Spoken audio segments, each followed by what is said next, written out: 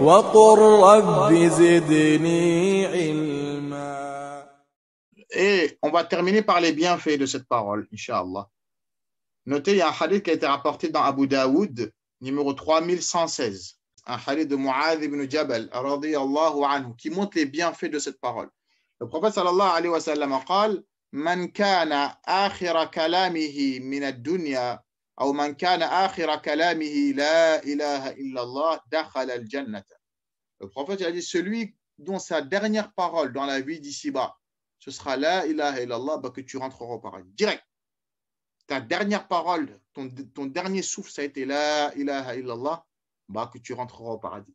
Ça montre les bienfaits de cette parole, que c'est une parole très importante. C'est la clé du paradis. Une personne, sa dernière parole, ça a été la ilaha illallah, bah, le prophète il a dit qu'il rentrera au paradis. Il y a un autre hadith encore, bah, vous le chercherez, je n'ai pas eu le temps aussi de vous donner la référence, d'Abu Huraira, radiyallahu anhu, que le prophète sallallahu alayhi wa sallam, il a dit Khayrul kalami arba. Les meilleures paroles au monde, ils sont au nombre de 4. D'accord? Le prophète, il a dit La tubali bi ayyihinna bada'tu. Peu importe par laquelle tu commences. Le prophète a dit Subhanallah, c'est la première. Walhamdulillah, wa la ilaha illallah, wallahu akbar. Ces 4 paroles-là, ce sont les 4 meilleures paroles au monde. Subhanallah, walhamdulillah, wa la ilaha illallah, wallahu akbar. Donc répète-la plusieurs fois, mon frère et ma soeur. Allah, il aime ces paroles-là. C'est les paroles qui vont peser lourd dans la balance. C'est les meilleures paroles au monde. Et parmi ces paroles-là, il y a quoi? La ilaha illallah. Bien sûr, elle, c'est la meilleure, c'est le summum. D'accord? C'est pour ça, vous voyez bien le hadith. Il y a plein de hadiths. Le prophète, il dit celui qui dit La ilaha illallah, wahdahu la sharika la, lahul mulku wa lahul hamd, wa huwa ala kulli shay'in qadir, 10 fois par jour. Vous avez vu tous les bienfaits?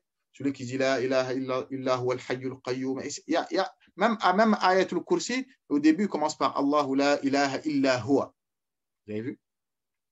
Le verset le plus important du Coran, ayatul kursi. Le plus grand verset du Coran, mais il commence par La ilaha illallah. C'est clair? Le prophète, il a dit, les meilleures paroles sont au nombre de 4. Peu importe par laquelle tu commences. Si tu veux, tu dis Allahu Akbar, La ilaha illallah, Subhanallah, Alhamdulillah. Tu commences par n'importe lequel tu veux.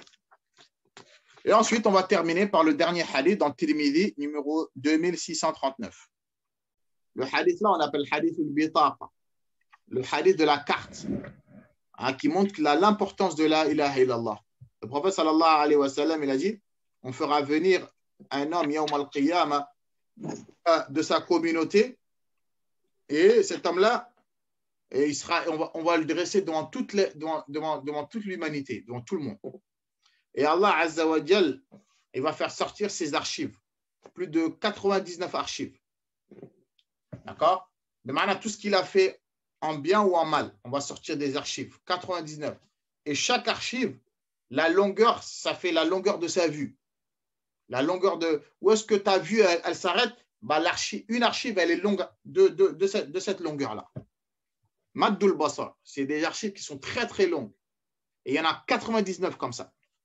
Ensuite, Allah Azza wa Jal, il va dire au serviteur, est-ce que tu dénigres quelque chose dedans? Est-ce que tu contestes quelque chose qui a marqué dedans que tu n'as pas fait? Il va dire, non, Allah, s'il est dedans, je l'ai fait.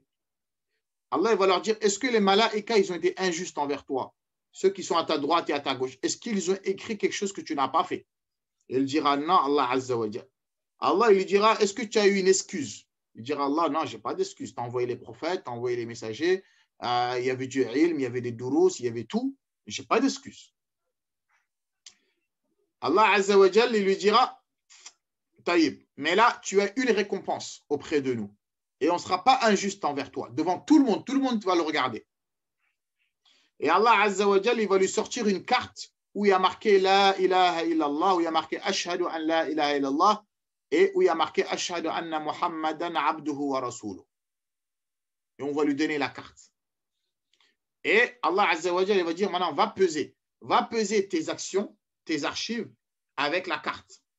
Et le serviteur, il dira, oh Allah Azza wa Jal, qu'est-ce que cette carte va me servir à côté de ces 99 archives?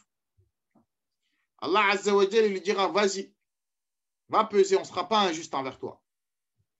Le prophète sallallahu alayhi wa sallam, il a dit qu'on va poser les 99 archives où il y a plein de péchés dedans. On va le poser sur un côté de la balance. Et on va prendre une carte où il y a marqué La ilaha illallah. Comme je vous ai dit, c'est une parole lourde. Il n'y a pas plus lourd que cette parole-là. Le prophète, il a dit qu'on va poser sur l'autre côté de la balance où il y a marqué Ashhadu an la ilaha illallah wa ashhadu anna Muhammad Rasulullah. Mais parce que lui, il l'a mis en pratique. Il a cru, il a respecté les conditions. Sinon, on ne va pas lui donner cette carte-là. On va poser cela sur l'autre côté de la balance et le prophète il a dit les 99 archives, ils vont tous voler. Tellement cette parole, elle sera plus lourde. Et le prophète, à la fin du hadith, il a dit il n'y a pas plus lourd que le nom d'Allah Azza wa Jal. La yathqulu ma'asmillahi shay. Il n'y a rien qui peut peser plus lourd que le nom d'Allah Azza wa Jal.